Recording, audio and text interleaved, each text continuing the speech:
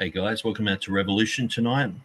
Sorry if the sound's a little bit bad. I've just got a fan blaring right next to me. It's a little bit hot here in Australia tonight. I'm going to look at Desiderius Erasmus and the Comma Johannine. And so this is going to be an interesting study. And so this is going to be part one.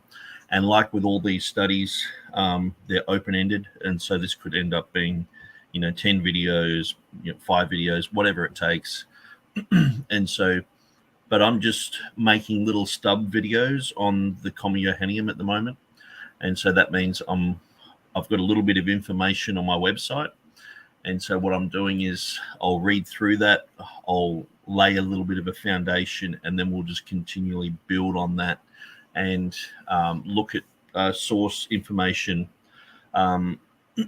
We'll go back to the sources. We'll go back to Erasmus's own works, rather than just going through modern books and what modern day scholars say about it. Many times they're just regurgitating what other people have said about it. So we've got Docky here. He says, good morning, Nick, and sounds good. And so what I'm going to do, I'm just going to show you, like, if some people want to help get my website up in your Google search, I just typed in here 1 John 5:7. And so the first one is obviously Wikipedia. That's usually the first that comes up in a search. Bible Hub, Bible Gateway. Then you've got a few others. And so mine comes up probably about 8th or 9th. And so it's very handy to have that, because if I can get first place, in some issues and some verses on first place, which is very handy. I'm pretty sure Revelation 16:5 I was first place for quite a long time. And so if you go to 1 John 5:7, and the reason I'm doing this from the beginning without just opening the pages up to where they should be, this is so that you guys can I can show you how to navigate my site. So I'm trying to put in information about every single verse, but sometimes like I've put in a lot of info into 1 John 5:7. It goes on forever and ever and ever, and it's just so much information. But then I realized when I was putting the information in, this actually has to do with 1 John 5:8 as well, because it's the Comma Johannine, or the Johannine comma. It's basically the same thing. It's to do with 2 verses, and so I had to create a page called the Johannine comma, where I'm copying and pasting information from this one verse over into different articles. And so I've got this article here, the Johannine comma. So this is sort of like the main page for explaining the comma. I'm really not happy with this page. It needs a lot of work. But if you are interested in these issues, if you go through my website, you'll find lots and lots and lots of information about this. And so, but what then I have is an index of Johannine comma articles, okay? Because I started making so many articles that I was getting lost myself. And sometimes I'd think, okay, I'm gonna talk about this topic, and like I'd be looking at Montfortianus and thinking, have I written anything on that? And then I'm like, oh, I have, and just sometimes you just forget how much work you've done, or sometimes someone's done a bunch of work and I've copied and pasted it into my website, 3 or 4 years ago, but just forgot that I did that. So Docky said, I see it in my Google search and I clicked on yours. So yeah, that really helps with the algorithms. One thing that I would encourage people to do with my videos, Jeff Riddle's videos, anyone who's on the TR King James Version side, just like our videos, share them, and subscribe and things like that. I know people are oftentimes like, do this, do that, in every video, but the whole reason that I've got a wiki style site is because I'm copying the format of Wikipedia. They're doing something right. They're at the top of every search. And so even sometimes you'll type in a town and Wikipedia just comes up first, above, the local council, above the police, above everything. It's just a Wikipedia article with, it's like a little stub about the town, and that's because it's just such a humongous site. Now, my site is absolutely huge as well. So we want it to be the go-to place that people go to first to hear good information about the comma, and a whole bunch of other issues. So, so if you go to this page, list of Johannine comma articles, so I've got 1 John 5:7, 1 John 5:8, and then a timeline that I've started to make.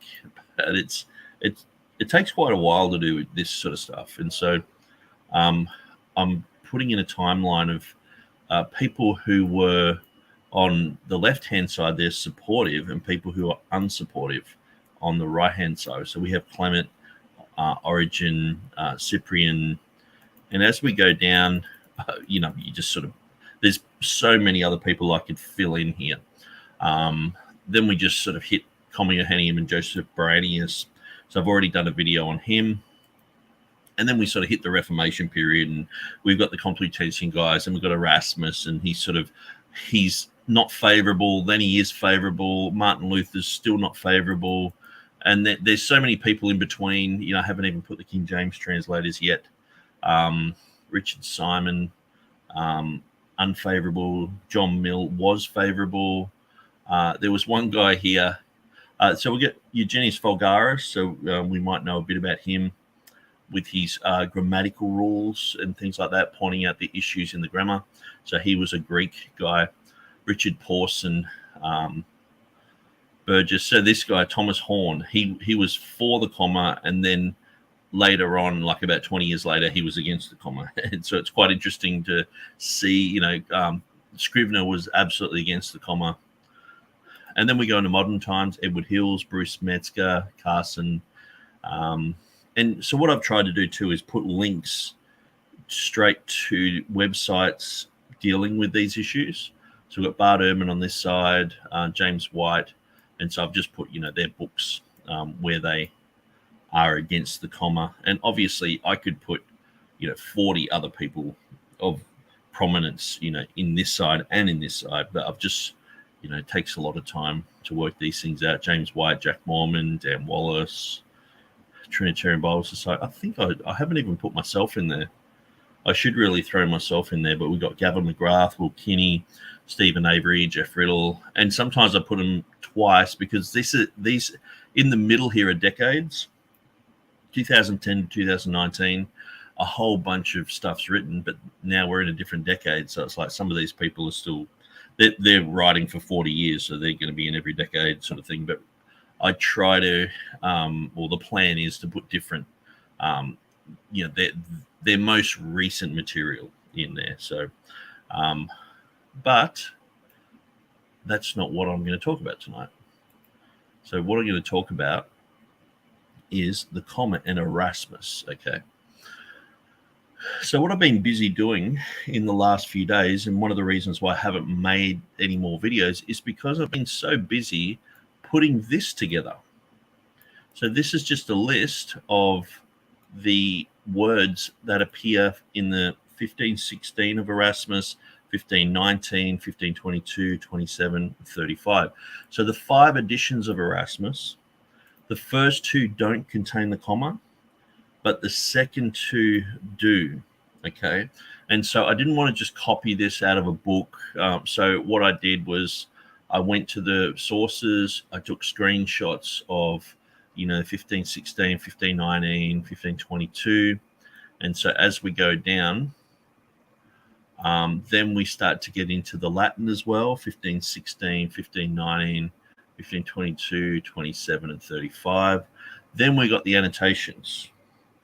And so I'm going to talk about all this tonight. And so I might only just sort of get through a bit of this. What I really want to do is I want to look at this article here. So this is by a contra. So when I say contra, someone who's against the comma, someone who believes it shouldn't be there. But they've put a lot of information together. And so we're going to look at what they have to say. And this is going to be our base text for quite a while. And so we're going to be looking up, what they're talking about. There's going to be certain little bits of information that just seem trivial, but it's good to know. And so this is in a 2016? Maybe it was a little bit earlier than that. It says so at the top here. Actually, 2011. So quite a long time ago. So this is Raising the Ghost of Arius, Erasmus, the Johannine Comma, and Religious Difference in Modern Europe. Now, this is sort of like a PhD dissertation by Grantley McDonald. So Grantley McDonald is considered the go-to guru for the Comma Johanneum, according to the critical text guys. So this is, I guess, when you look at, say, the Pericope Adulterae, the woman caught in adultery, people will say go to Tommy Wasserman and Jennifer Nust and read the book, To Cast the First Stone. So people point to that. Say with the last 12 verses of Mark, usually people point to James Snap, and say read his material. It's very thorough, and from there, it's sort of like start your study there and then branch out. So people say, start here. So that's what we're going to do. But first, we're not going to go through the whole book. What we want to do is we want to look at the different editions of Erasmus, and we also specifically want to look at his annotations and what he says. And so Grantley McDonald, he grew up in Melbourne, and that's my hometown as well. He's about my age. I think he's a year older than me. He's a very smart guy. He was teaching Latin in, I think it was the Monash University. I'm pretty sure it was Monash. He's an intellectual. He's in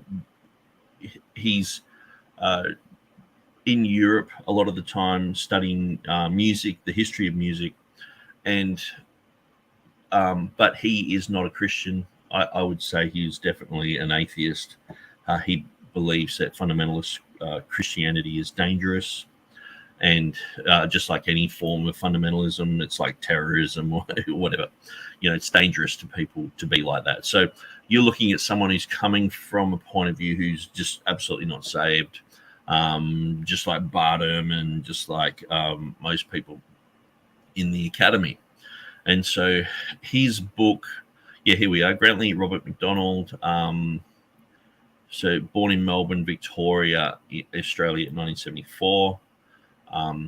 And so we see this is by Hank J. de Jong. So de Jong has just passed away recently, I think in the last few months.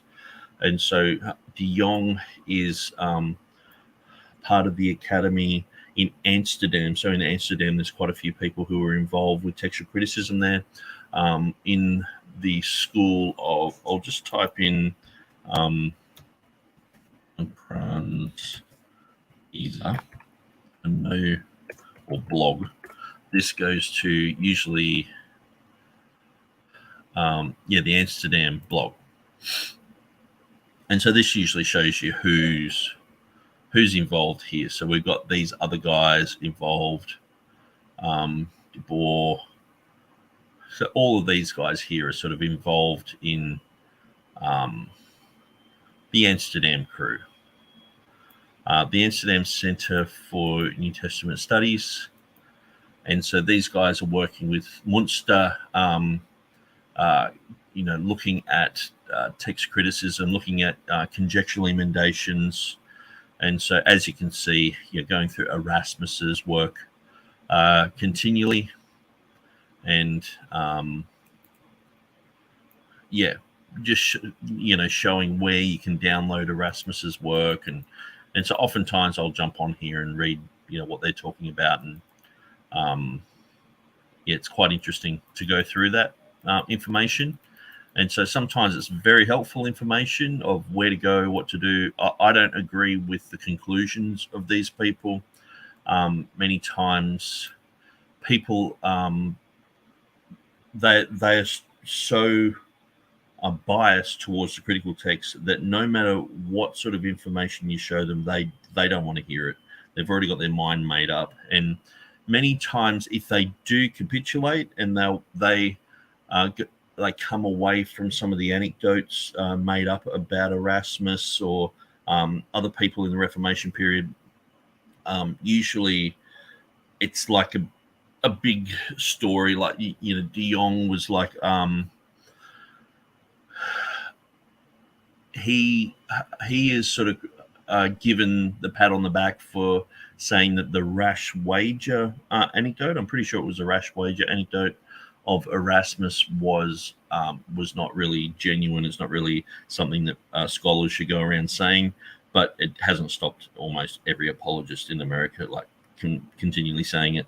Metzger said it up until his second edition, and then he sort of, you know, apologized. And James White writes in his book, because he sort of had that type of information, and then he's got a footnote saying, "Oh, De Jong has said that it's not really true." But I mean, Textus Receptus, King James people had pointed that out already, and so this was just something that what I find is people in critical text circles, many times they're listening to what TR and KJV people have to say, and then they're adopting argumentation which they can't refute, and then they're making out that this information is their information. And so I'm sort of waiting for someone to turn around with the information about Revelation 16:5 and sort of make it, you know, their information. I guess Elijah Hixson on the ETC blog, he talked about the Ethiopic. That was just something that I brought up. I mean, it hadn't been talked about for a long, long time. I brought all the Ethiopic information up, and then it just got brought out into the open. And pretty much everything you read that Jan Kranz talks about, Elijah Hixson talks about, and nearly everyone talks about, is wrong on that. And I've done videos on that. I've talked about that at length, and just showing that the reading there is genuine. Stephen Boyce tried to bring this up in a debate and just sort of backfired on him. And so, to cut a long story short, we're going to be looking at what these guys have to say about Erasmus specifically, because when you look at a lot of the books that have come out by Brill, they've been about Erasmus. There is, like, say this, this book here, I'm not even sure if this is Brill. It seems like they've come out under different guises. And so when I say geyser, I don't mean a geyser coming out of the ground, like a geyser, you know. Like, say here, Erasmi Opera Omnia. So this is project number 21, adopted in 1964. And it says the project comprises the critical edition of the collected works of Desiderius Erasmus of Rotterdam. The project is also known as ASD. Okay, so you're going to see that come up quite a lot in this writing. So it's good to know these codes, because it can get you in a little bit of trouble if you don't get these fine points, like, say, the LB edition. So the Leiden edition, the LB, is Thomas, what's his name? Thomas,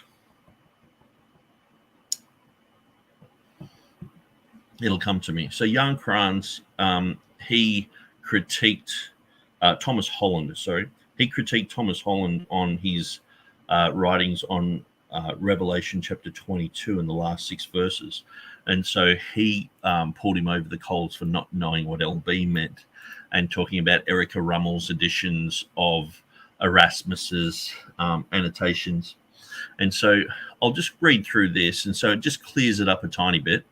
The project is known as ASD, the Amsterdam edition, after the Royal Netherlands Academy of Arts and Sciences and its original publisher, the North Holland Publishing Company, both based in Amsterdam.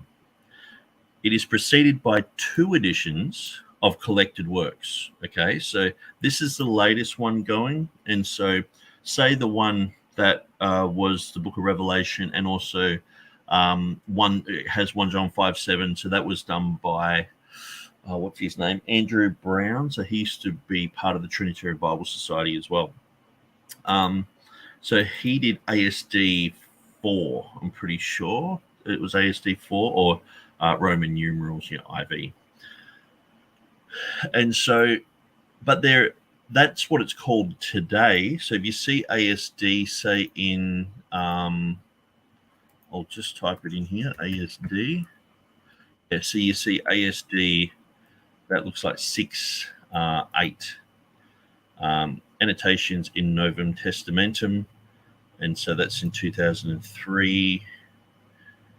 And so, yeah, I'm not exactly absolutely 100% certain how they, all their numbering system and everything. But as we go through, we'll work this sort of stuff out.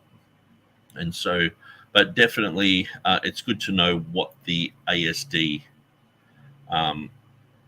means, because it gets mentioned quite a lot, the LB editions and things like that. And so, and I'll try and clear that up as much as possible so that at the end of it, you're not confused. I'm just trying to find where I was. I've got so many pages open. Okay, so what was I actually? Oh, yeah, here I was. Yeah. So it's preceded by 2 editions of collected works. So now we've got the ASD. So this is a bunch of works on Erasmus. So they might have, bring out,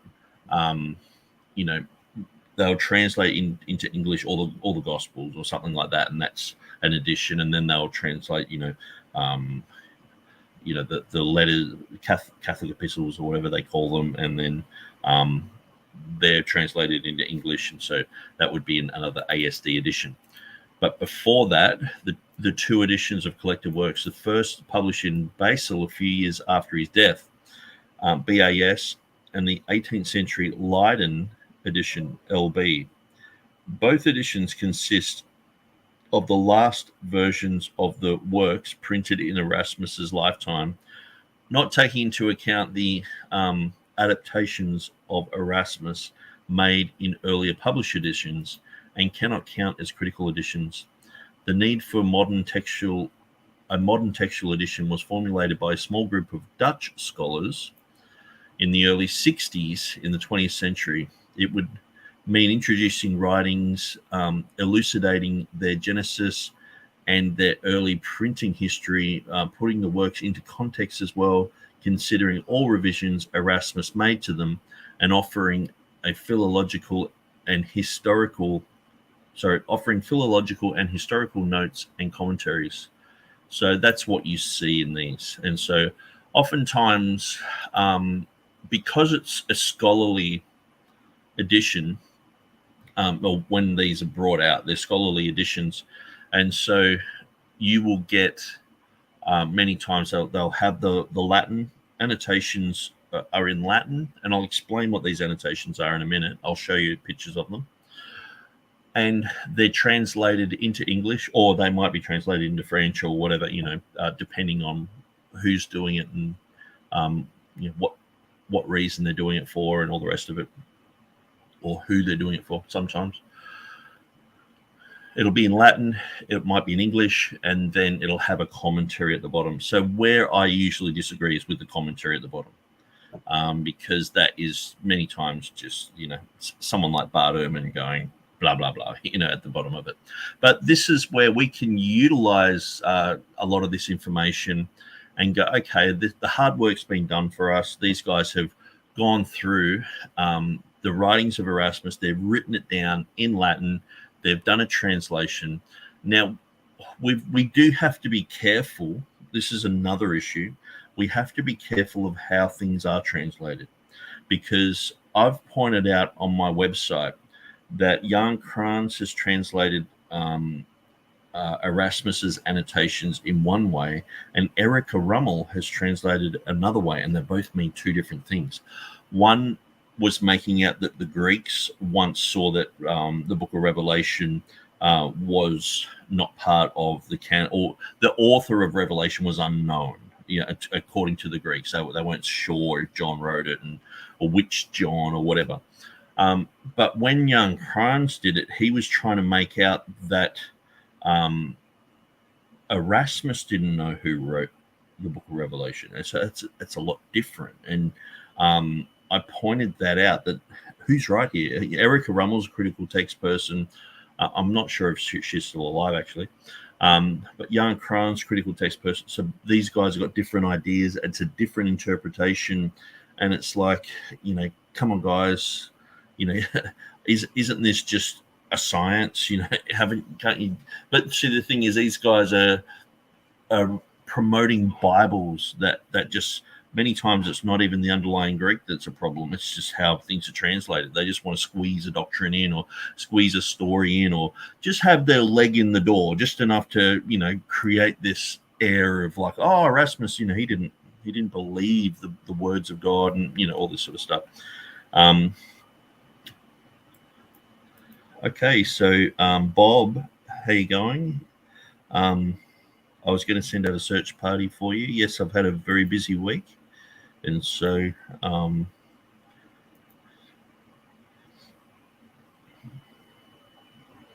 okay, so it looks like it's all happening in the chat. So yeah, hopefully you can sort of understand what I'm saying here. So there are different there are many editions of Erasmus's work, and so I think it's up to like 70 editions or something. And so some of them are under ASD, some of them are under BAS, and some of them are under LB. And so they're just like umbrella groups that have worked on these. And so so we might look at, say, something like this. And I just downloaded this just before. I just typed in Erasmus download PDF. And so this one was done in 2000. So this is Elseviers. Okay, so it's saying you can't, you have to have permission from the copyright owner and everything like that. So this is Thomas. So Thomas just means volume, and that looks like 6, 5. So I'm just sort of looking at what it is. So here we have, Hank de Jong. So this is a name I recognize. I don't really recognize anyone else there.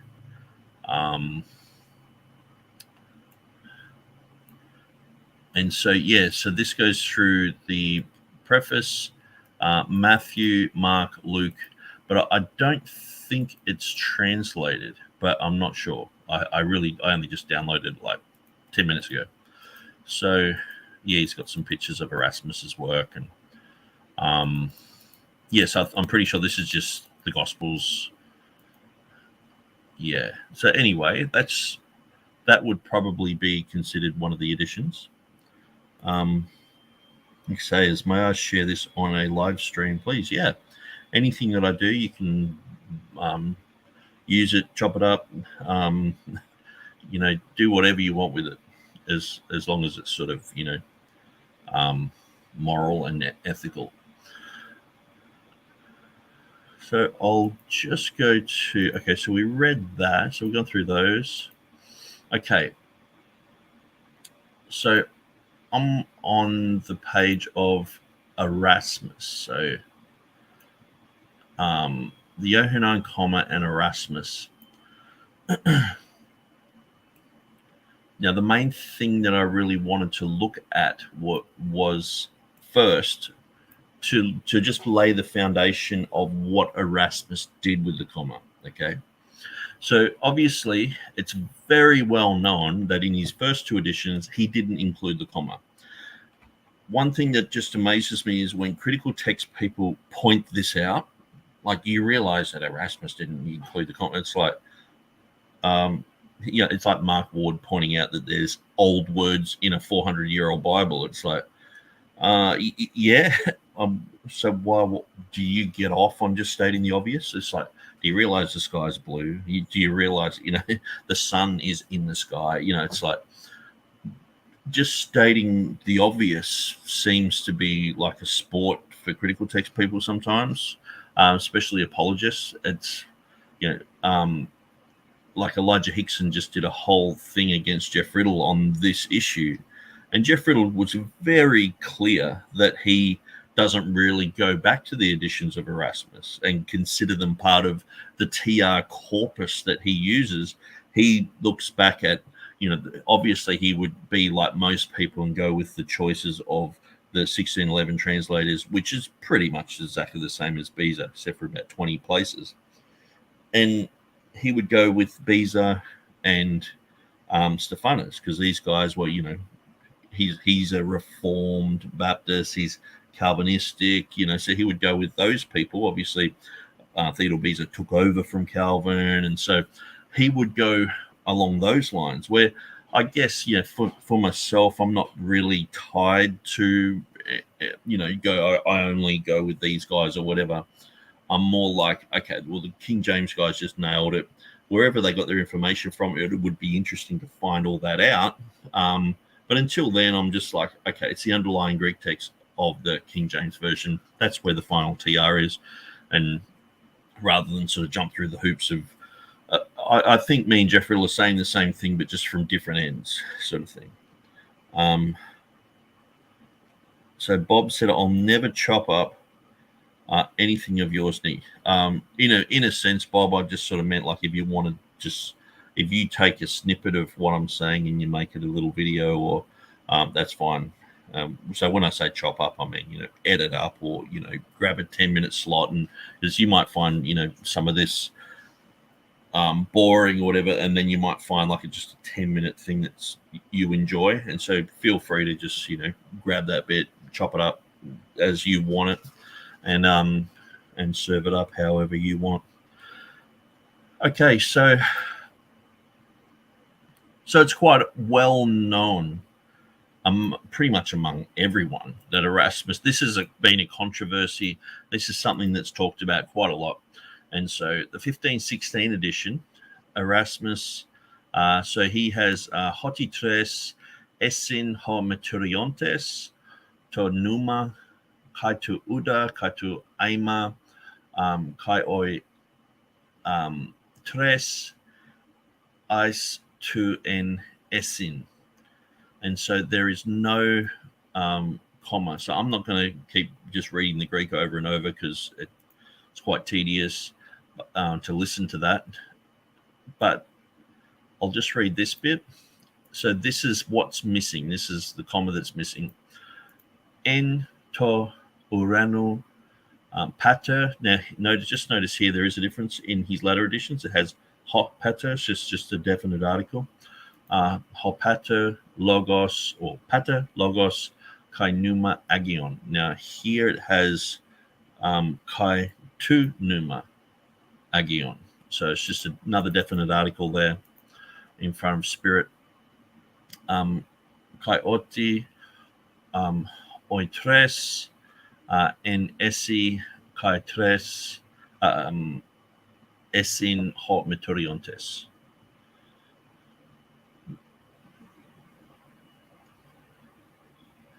Okay, so that whole section is missing in the early editions. And so I just wanted to show you firstly that this is a general fact.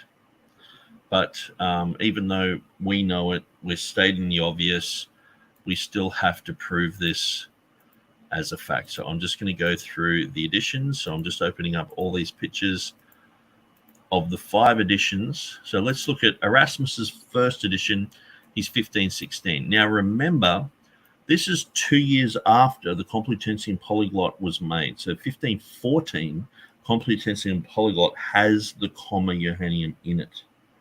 Okay, so they have a large footnote there, but it's not really about the issue surrounding the comma.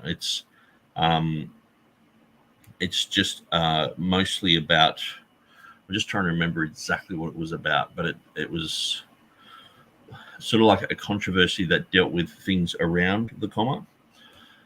And also one of the Latin writers a few hundred years before, but I totally have forgotten what that was about, where I thought I would remember it on the fly. So here we have instead of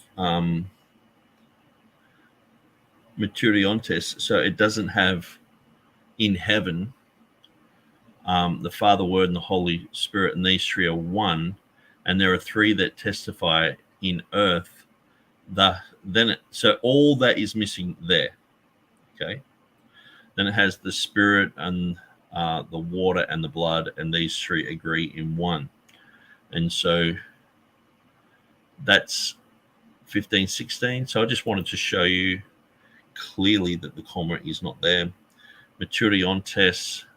So it just has, there are three who testify, the Spirit and the water and the blood.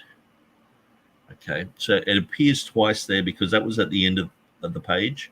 So it was very common in old literature to have what the two words that would appear on the next page at the top of the page there. So you could, so you wouldn't lose your spot, because some people would skip, like, a page, or sometimes a page was missing, or something like that.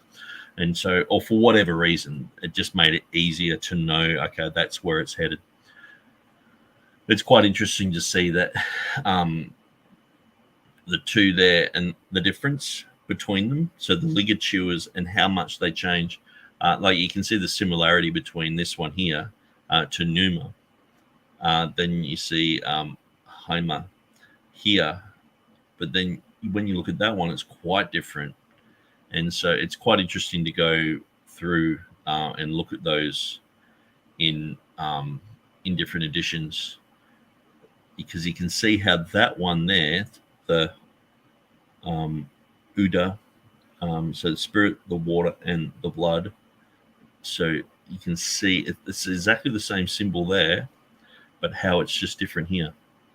And usually it's just a style. I'm sure there is a like a reason for it, but yeah, I don't really know exactly why Erasmus would do that, and why he would have different fonts and different ligatures for just certain words.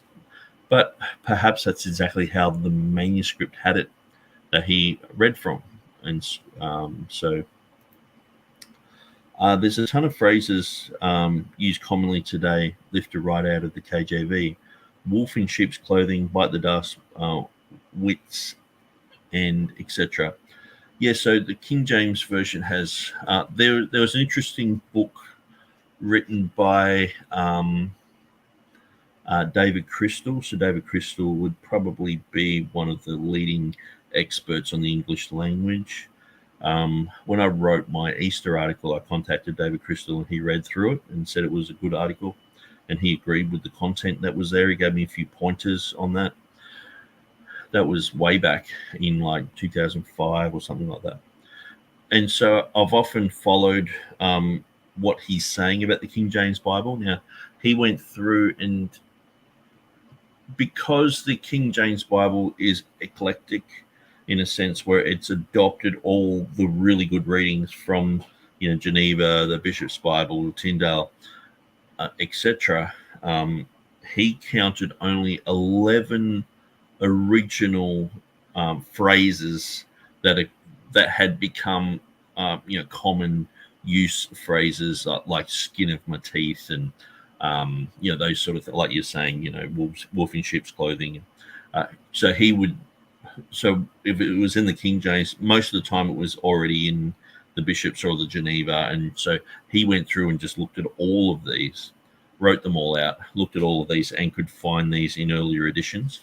And so even though he's a Catholic, I don't think he's really, I think that's just a label that he wears. He does do good work on language, in linguistics, especially the English language. I've got a few books there of his on language, which are very helpful. The Cambridge Encyclopedia of the English Language is very good. And there's a few other books on language. Oh, yeah. This book, just David Crystal, just on language. Cambridge Encyclopedia of Language is very good. Just gives you a good guideline on the science behind language. And he tries to make it palatable. not just dry.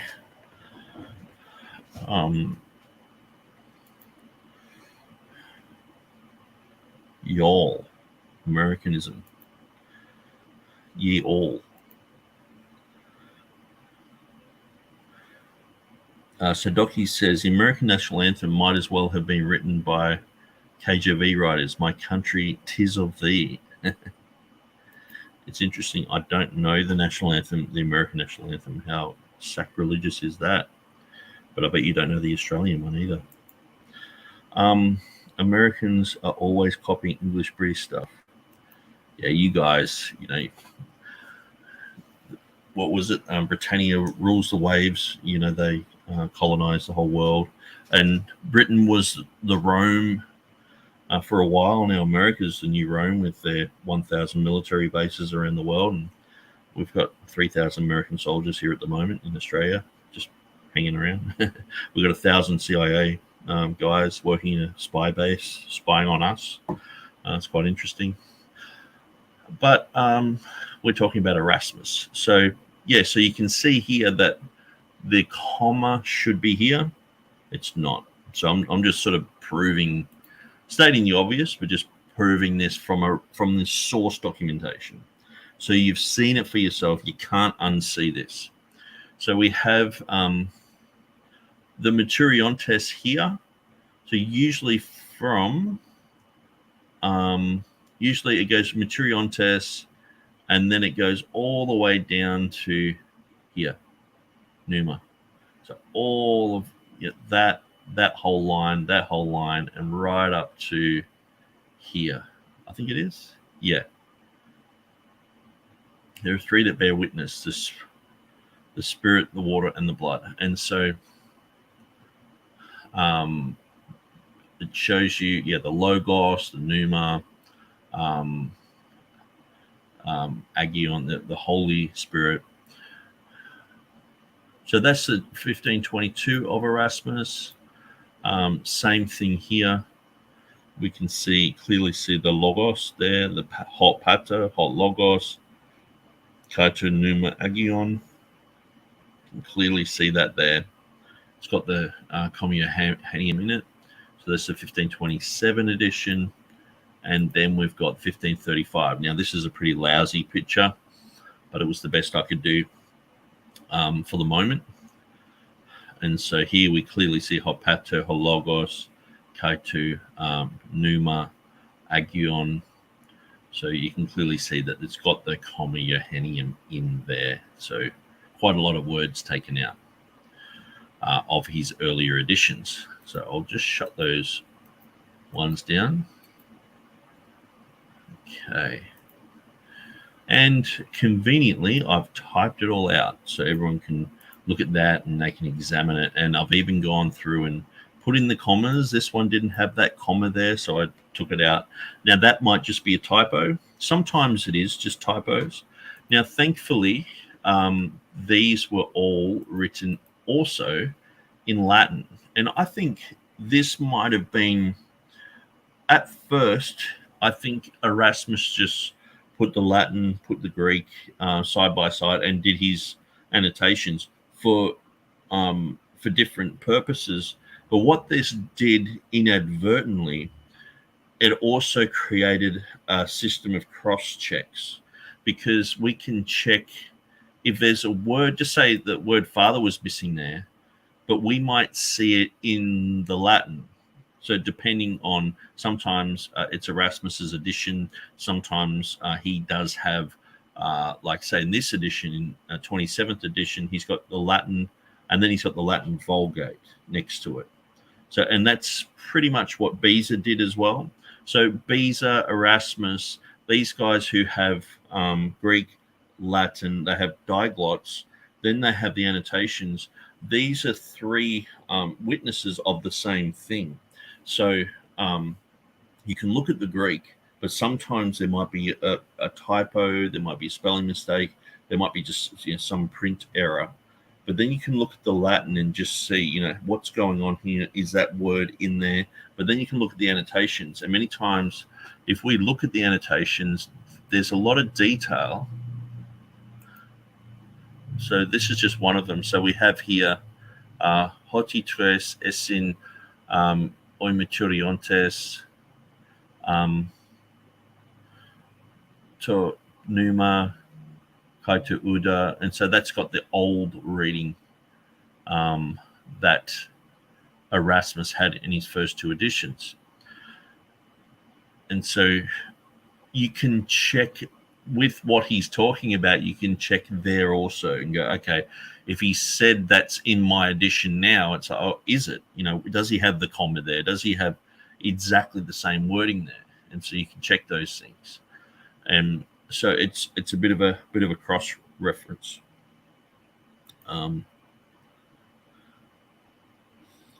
So Hudson says, hi guys. Matthew Everhard. So I'm not sure why you're chatting about Matthew. Has he done another video? That wouldn't be surprising. So I'll start to go into. So I'll just explain what I've done here. So I've only just put in the Greek. Okay, so this took me quite a few days to go through, collect all this information, part-time of course, but and then put type it all in, make sure every comma, every jot and tittle is correct according to the pictures that I see. And I haven't gotten around to putting all the Latin in, and I haven't gotten around to putting all the annotations in. Now the annotations in the 1516 and 1519 are very tiny, and so there's not much information in those two. When Erasmus puts the verse in 1522, it's quite lengthy, the annotation. 1527 is huge, and the 1535 is huge again. And so I'll continue to put that information in, because it's going to be quite interesting to see, the differences in. What I'll do too is I'll put the differences in these editions maybe down the bottom, where I'll have the fullest version of the text, and then just maybe put in red, where there's a comma or where there's like say that the definite article being put in there. But that definite article not being there, it's quite interesting. Is that a typo? I would suggest not. It's one of those things where Erasmus he's added these words to the text because of manuscript evidence, and it's interesting too. I just saw this on my site just last night. I've forgotten I put this in. Erica Rummel stated in her book Erasmus's Annotations on the New Testament on page 132, he did, however, admit that he had seen a manuscript in Antwerp that had the comma Johannine in the marginal edition. So Erasmus stated that he saw the comma elsewhere, other than the manuscripts that were shown to him, or the British manuscript that was shown to him, and so that's quite interesting. So we'll go through and we'll look at the Greek, and as we do more and more progressive videos on this issue, this is the foundation that we're going to constantly go back to. Okay, why did he not put it in there? What was his reasoning? Okay, what was he talking about? What did he say in his annotations? And then after the annotations, what was talked about was Stunica. He was one of the guys from the Complutensian Polyglot team. What was he chatting about? So Matthew Everhard asked Brett, why does the 5,000 plus manuscripts not have the comma? Brett's answer was great. Okay, and so where was that? Was that like on his YouTube or something like that? That would be really cool to look at. So my project for probably next week is to throw in all the Latin, which I haven't done, and also throw in all the the Latin annotations. And so I'm going to open up the Latin, and I'll just show you exactly, just like we did with the Greek, exactly what the originals said. The originals of Erasmus. Okay. So I'm not going to read the Latin. It'll embarrass me more than my poor Greek. But you can clearly see it's tres 3 testimonium. So usually when it's got a squiggle above the U there, it just means that there should be an M on the end. And so oftentimes in modern editions, they do put an M there. It might even be part of what was mentioned in here.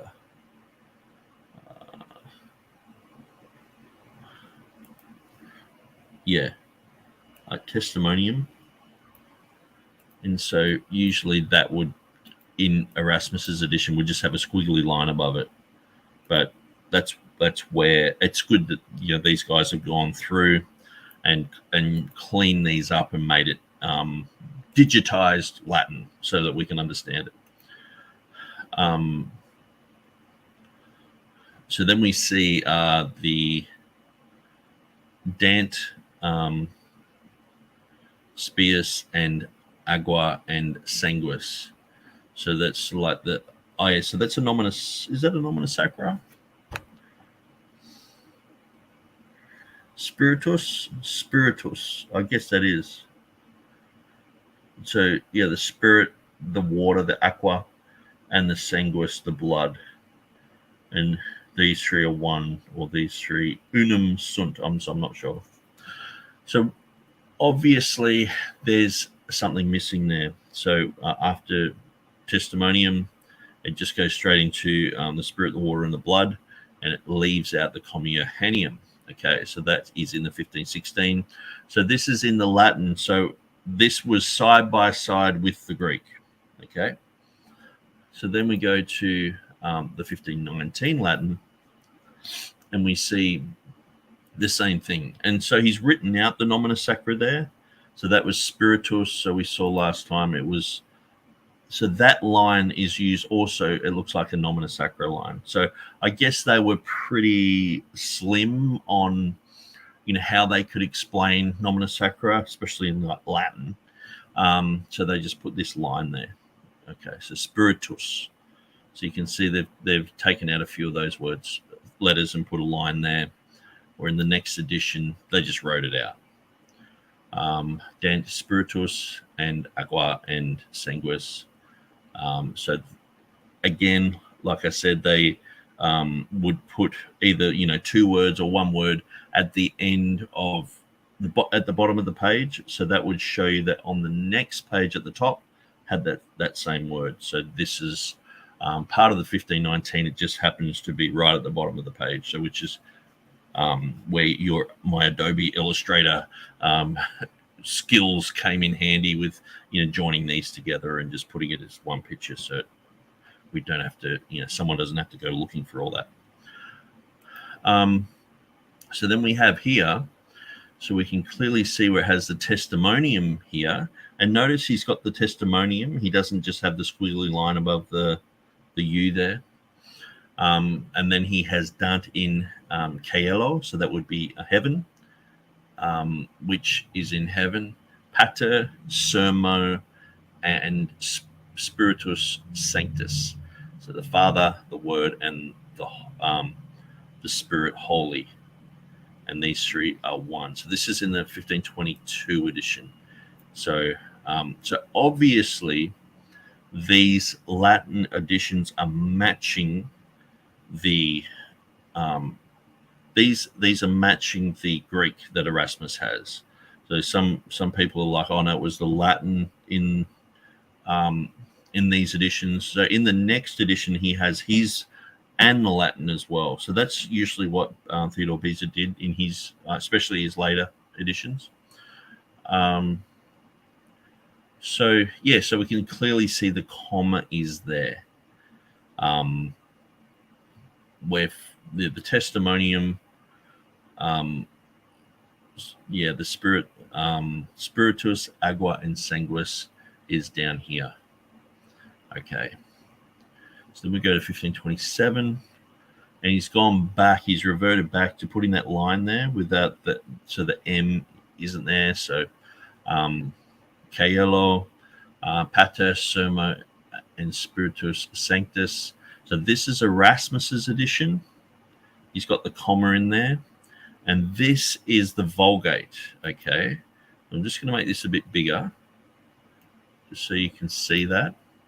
So he has, or not he, so this is the accepted Vulgate. Verbu, so you see it has verbu, it would be verbum. Spiritu Sanctus, so he's got the nomina sacra back in there. So that's quite interesting. Or actually, this is the Latin, so it's not him. Sorry. So yeah, well, spiritus is spiritus, and then sanctus. So he has sanctus. So the F is actually like an S. So you have sermo here. That's quite interesting. Matthew video, YouTube, 40 minutes, 30-second mark, interview with Dane and Brett. Okay, oh, that's interesting. So I'll definitely check that out. So this is the 1527 edition. So he definitely has the comma in there, and he's showing where the comma appears in the Latin. So when we're talking about the Latin Vulgate, 95% of Latin manuscripts have this in it. And so the Clementine Vulgate that the Roman Catholics made from the Latin is a good roundabout representation of what the Latin was saying in those times. So they are not going to the Greek, they're just sticking with the Latin. But it had the comma Johannine in it. So the Latin had it. Erasmus, he saw enough evidence for the Greek to have it. When you understand that it creates what's called a solecism in the Greek, you can clearly see that verse 8, to have verse 8 there, you have to have verse 7, because the genders are changed in verse 8. Because Greek is an inflected language, you can tell the genders. There are footprints that are left. If the comma is taken out, you can see there is a hole in the text that should be, that there should be something there. And people who understand, Greek fluently, Latin fluently, they understand, translation methodology. They can see these type of things. When you talk to a native Greek person, they can see the hole in the text. If they haven't been indoctrinated into, textual criticism, in a sense where they're following the critical text, they usually just say, yeah, there's a solecism there. They come out and just clearly say it, that there is no reason for the genders to have changed other than having something that was there to modify that. And, I think I've got good weight behind that. When you look at Eugenius Vulgaris, his weight was, seemed like it was enough, but a lot of people didn't really want to go to him. So I went to Georgios Babiniotis. He's probably the most legendary Greek scholar alive today on the Greek language. He's written 6 dictionaries on the Greek language, and he's written 200 books on the Greek language. So I personally contacted him and said, hey, Georgios, do you think Eugenius Vulgaris in 1780 was correct to say that there's a solecism there? And he said, absolutely, there is a solecism there. And so he said the verse should be in there. He said that you can't really have verse 8 without verse 7. It just, they go together. And so that's one of the reasons why the Greeks in 1904 put it back in their text. They said they didn't put it back in because of manuscript evidence. They put it back in there because of the internal evidence that had come through people like Eugenius Vulgaris. It was talked about, and Greeks can see there's a hole in the text. So that's the 1527 edition in the Latin. And then we're looking at the 1535 edition. Now, like I said, 1535, I was struggling to get good pictures of this, and so, but at least we got something. So you can see Caello, Pater Sermo, and Spiritus Sanctus. So you can see there, it's definitely got the comma. So I just wanted to, sort of clear up, because sometimes you listen to people and they'll say, Erasmus had in his text,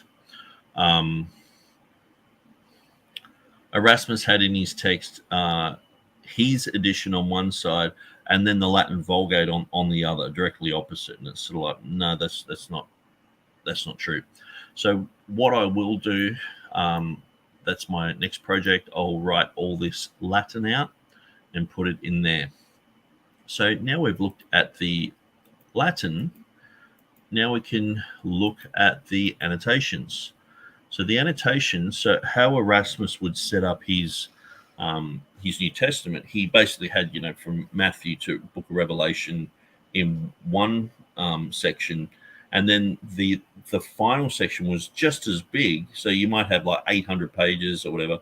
Then you have another 800 pages just on annotation. So it's like a commentary. So it would start with Matthew talking about, whatever part of the chapter that he wanted to talk about. So sometimes he might skip over, 5 or 6 verses and not talk about them because there's nothing to be said. Like say, if you look at the Revelation 16:5, it's most of the time just the only annotation that he's talking about in Revelation 16. There might be something else there. There might be 2 things written there in chapter 16, but he talks about the one who was and is to come. So he used ekomenos, not esomenos shall be, but he used is to come. So he believed, he was talking about that sort of thing. And so, it's interesting. Sometimes he'll go a whole chapter and just mention 1 or 2 words. But other times, he's dealing with word after word after word, just like in Romans, you might just have a tiny bit of scripture and just reams of stuff written. And so as we go through these annotations, you're going to see how big they got.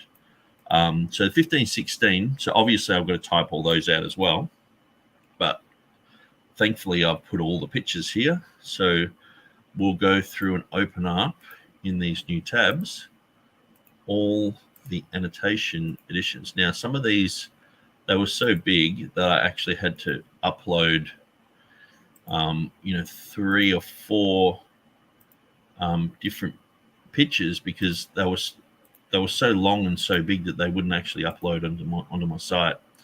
And so, especially in his last edition, there was 4 photographs. Okay, so that's a different issue. So 1516 annotations. Okay, so he doesn't write a huge amount on the comma. He has there are 3 about testimony in heaven. So he's talking specifically about that, talking about in the Latin, what's the go there. But so if we clearly look at the 1516 in the Latin here, I'll just open this up.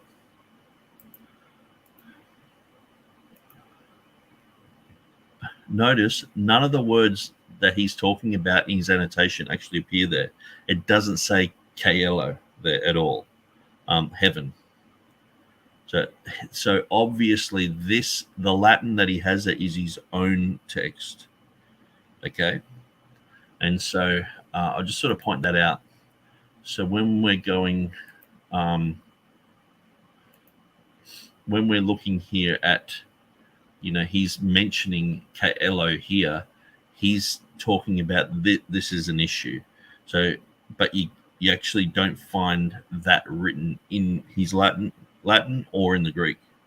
But he's saying that this is an issue. Okay. And so now, one of the reasons why I've gone to Grantley MacDonald's information, which we'll read through, is because all of this is in Latin. It's hard to, just go through and, get this translated. Thankfully, people like Jeff Riddle, when I was doing the Revelation 16:5 material, he jumped on board and he translated the annotations of Theodore Beza, which clearly said that he had an ancient manuscript. And so there was a guy from the Trinitarian Bible Society, Larry Brigden. He has, he studied Latin as well, and so he knows his stuff. So he also said it reads that Erasmus had that Beza had an ancient manuscript of Revelation 16:5, and so there were a few others. But, just to get people hey, let's just translate the Latin here. Most people have no time for this or interest. Just to get people interested in this type of thing is very hard. And so that's why it's like, okay, let's go to someone who, even though he might be a contra, he's got all this written out. So I'm talking about this here. In Grantley McDonald's book. So on one page he's got the Latin, and on the page over he's got his English translation of it. And so that's what we're going to go through, and we're going to read, and we're going to examine that. And as we go through, and like I said, we do have to be careful. Because we can, there could be things that are translated in a certain way to give a certain picture. But I think as these are just the baby steps. We're just starting to go through, getting familiar with the material. As we go along, it might be pointed out that someone, especially someone like Stephen Avery, he went through and basically created an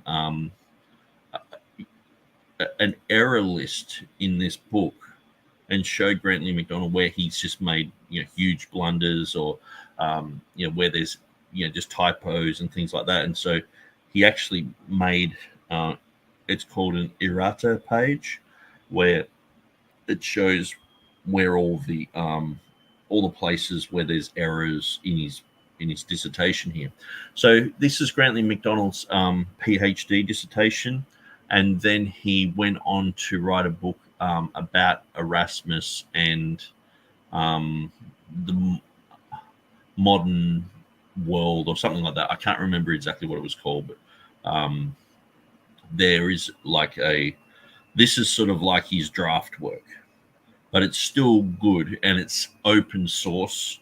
So we can just go through this, where the other one is, it's a book that you got to buy, and, you can't just, chat about it freely online like we're doing here.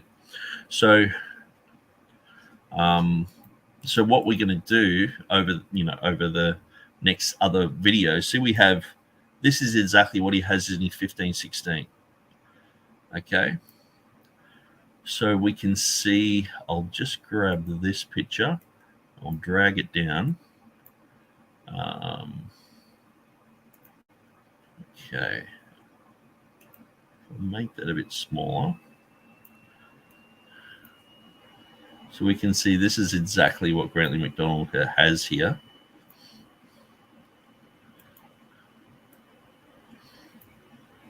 As you can see, it's the same material. So he's talking about in the 1516, that's what it says there. Then he jumps over to the 1522, and he has all the annotations for the 1522. So, well, actually, that's the 1519. Sorry, I thought I was dragging the 1516 there. But anyway, I'll just make that big again. I'll just pop that back, slot that back in there somewhere. I think it was there. Okay, whoops, a little bit backwards. That's why, because I made it so big. Yeah, so he's talking about the 1516. So the 1519, so 1516 is very small. So when you've got this, basically the brackets, the closure of what he's talking about, when you see that, that's the next topic. So this is how much he had to say about the comma. It's basically 2.5 lines, so up to the word sanguis there. That's all he wrote about the comma. And then he goes on to, well, that's still sort of related. It's basically verse 8 where it has these three agree in one, because it's a little bit different to these three are one. So I'm pretty sure it was the Complutensian polyglot that has these three are one. Or there's an issue there. So there is quite a lot of textual issues around this verse as well. And so even the verse before in verse 6 where it has the spirit of truth or something, and then it has in Christ Jesus. So oftentimes that's in a lot of manuscripts, but it was rejected by the reformers, and so it's quite interesting. And we'll eventually get to those things, but we want to focus on the main issue, make the main issue, or get the main issue sorted out first, and then clean up other side issues. So it's only a couple of lines, 2.5 lines. So it's 15:16. Okay, 15:19. It's the same thing, 2.5 lines. And so he's conveniently indented where he's got a new saying, or where he's got a new issue, a new annotation. And so, and he's put it on the preceding line. And so if we go here, it's he does have it here. So like an indent, but you can see it's sort of like, okay, it's quite hard to follow. So in the next edition, he's made it a little bit easier to read. You can tell that's talking about a different topic. And so that's the 15:19. So that's the last one that he had that was without the comma in it. So then we go to the 15:22, and it's huge. So 15:22. So that's the entire thing.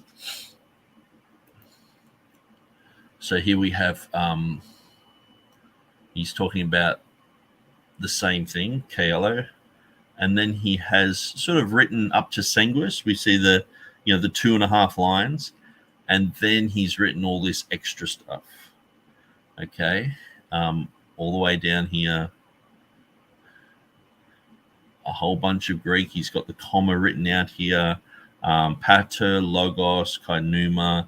So he's got all that written out, and then finally we get down to the other topic down the bottom here, as you can see with the indentation and the closed caption there. So it's very interesting. That's what we want to do, is we want to read through all this and find out exactly what his thoughts were in his first editions. So then we get to the 15:27. Now I'm not sure if it's exactly the same, but it was just higher resolution. But it just took I couldn't get it all in one picture. So this is sort of like, I don't know, one page, I guess. And as you can see, you got the 2.5 lines up to the sanguis again, and then it's all written out. And then we have, the next page written out again. But it does seem like there's quite a lot more Greek chatted about. And then we see 15. Well, was that the 15:22? Oh no, that's the 15:27. Sorry, the bright yellowy page. So there's 3 in that. So this is the final one. So it's a little bit bigger because it was only half a page. So that I was able to make it bigger, better quality. But so another 2.5 pages on that. So then when we get to the 15:35, okay, so we can see here he's got his 2.5 lines of the usual thing that's in all of his editions, and then So he's got that half page. Then he's got another full page there, going through all that. Then he's got a whole another full page. Then he's got another, I guess, half page there. Then, as you can see here, he goes on to that other indentation where it has sunt there. So it ends here. There's quite a lot of information. So we want to dig through all that. So I'll just give you a quick little visual again. Well, actually, maybe what I'll do, I'll close these. 1516, 2.5 lines. 1519, 2.5 lines. 1522, still got the 2.5 lines, but then you got a mile of stuff. 1527, miles of stuff. Have to have 3 pictures for that one. 4 pictures for the 1535. So that just gives you an idea of the type of source material that we're going to be looking at with Erasmus. And I'll show you on my website. So obviously, when I type out all this information, it's going to get bigger. It's going to get more lengthy. I've just, sort of copied and pasted that from somewhere. It's only a tiny bit of the 1522. But obviously these pictures go all the way down the side here for a mile. Once I write all that out, they should sort of match up where they are in the story, because these, obviously I'm talking about other things here, and it's talking about things that are linked way back up the page. And also I've got this to 200%. So if you look at my website with that type of with it looking like that, it's a lot different. And so you can see quite clearly 1516, 1519, and then you can see 22, 27, and 35, a lot more words in those. And then we can see in the Latin here, it's small, then it's larger. Then the annotations, small, huge, same part of it, another page. And then in the 35 one, huge. And then it moves on to other issues. So that's where, when we look at, when we look at Grantley and McDonald, so he's got the 1516 written out there. So we remember it's only just 2.5 lines, and so obviously that equates to 3 lines and 1 word in modern text. So obviously it's not going to exactly equal something that you type into a Word document with Roman type in 12 font or whatever, 12-point font. So, but then he has the 1522. So he talks about this is the first one with all the extra words. And so that's obviously in the Latin. Now I'm going to skip over the English just for the moment, just to sort of show you, because he does, translate this. So that's why we're looking at his stuff, because it's well translated. He's good at translating the Latin. But then he has, the 1535 will add a little bit in there that the 1522 doesn't have. Okay, so it's just that little bit extra. But then the 1522, has this written to there. The 1527 throws this little bit in there. Then the 1522 is down to there. Then the 1535 has a whole bunch of extra stuff. So I'm just showing you so you know where we're going with that. So that's all English. Then he goes, 1522 has all of that written down there. So basically that whole page. Then we have the translation of it. Then we have, that would still be 1522, the whole page. And then we'll have the translation of it. And then the end of it. And then it should have the English translation of it. So yeah, it's like I looked into this whole lesbian straight edge translation, and they're using technical words. It's a bit like Dan Wallace.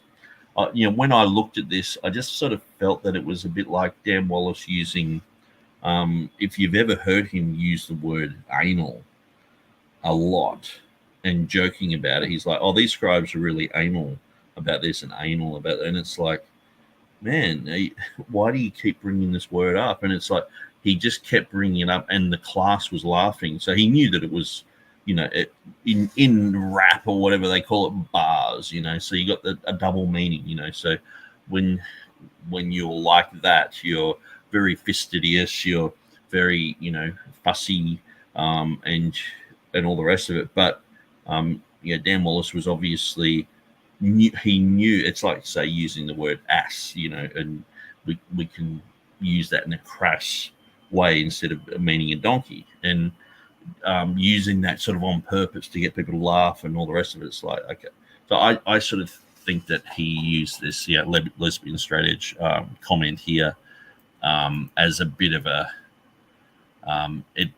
it can be translated that way, but it doesn't have to be.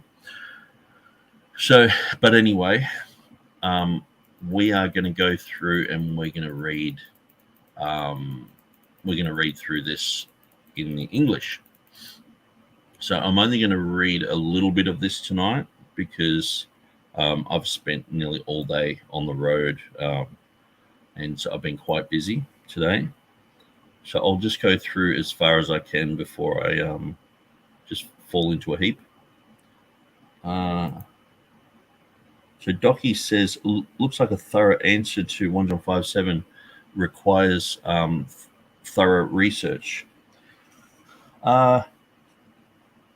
Yeah, in a sense, if you can bypass a lot of this and just go with the understanding of Eugenius Vulgaris and understanding what Georgios Babiniotis said. So he's the modern linguist who basically said that there's a grammatical error there.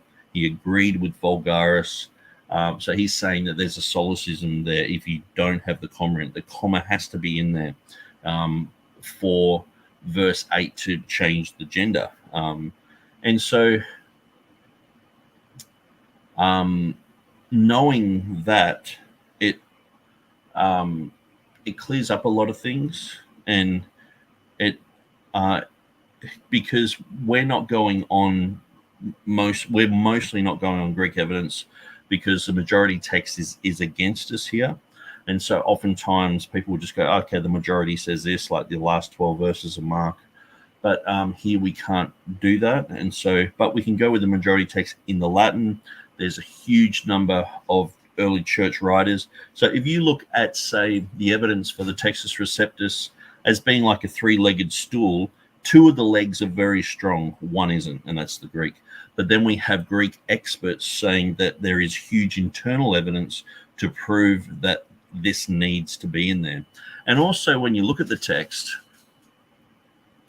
if you just go through, I'll just type in 1 John 5. So it might go to like Bible Hub or something. It never does when I want it to.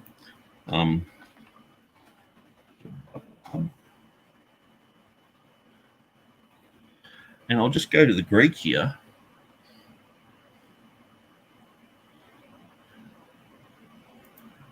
And so, yeah, I think I'm actually going to cut it short very soon, guys. And so, because I'm starting to get pretty tired, and I don't want to bore you guys, and I don't want it to be one of those videos that just goes on for hours and I'm sort of waffling on. So, okay, so let's go to the Greek.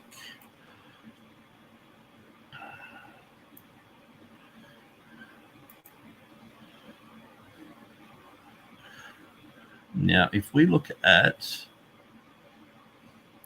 say, even the word pneuma, look how many times it appears around, verse 7 and verse 8. Okay. Now, if we look at the word, for testimony, I'll just type in the first half because of the inflected nature of Greek.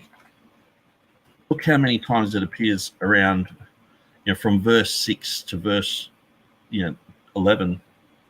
It's all over the place. And so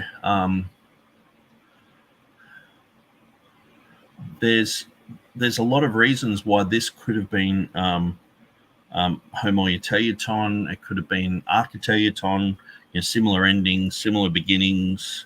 And so all these are going to be taken into consideration as well, that there are very similar words in this. And so someone could have been copying and skipped it. The thing is too, ho pater, ho logos, ho agio pneuma, these probably would have been in nominus sacra in the original. So that would have compounded the confusion of people copying that. So I think I'm going to just end it there. So at least you know where I'm heading with this video. And I'm ending it there just because I'm pretty tired, but I just really wanted to create a stub video where I can go, okay, this is what we're going to do. We've looked at the source documentation. We've looked at the Greek, the Latin, and the annotations. I'll put that information into the website. But then we're going to go through and we're going to read Grantley MacDonald's translation of that. And we're going to find out exactly what Erasmus was saying in his annotations. And so thanks for joining us tonight. I'll be doing a video tomorrow morning. I'll be doing my Textus Receptus study, probably the final one on Matthew chapter 1, verse 1. And then the next following week, we can move on to other things. But that'll be great. So, if you want to join us tomorrow, the usual time, we'll be doing that. So thanks for joining us, guys. God bless you, and we'll see you later on.